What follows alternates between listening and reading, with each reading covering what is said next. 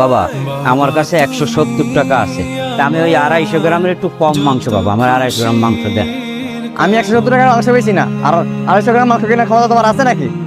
ভাই গরিব মানুষ, এত মাংস কেনার তো পয়সা নাই, ওই 250 গ্রাম দেন বাবা। এই বেড়া তুই জান দেখা, তোর জন্য পরে আমার কাস্টমার আসতে হবে। বাবা গরিব মানুষ। এই কি অবস্থা? ওয়ালাইকুম সালাম। এই আমার 10 কেজি গরু মাংস আর 10 কেজি সিনা মাংস, কারণ আজকে আমার ভাগ্নির জিপি 5 পেয়েছে, আজকে কাচ্চি খাওয়াবে, কাচ্চি। তাড়াতাড়ি।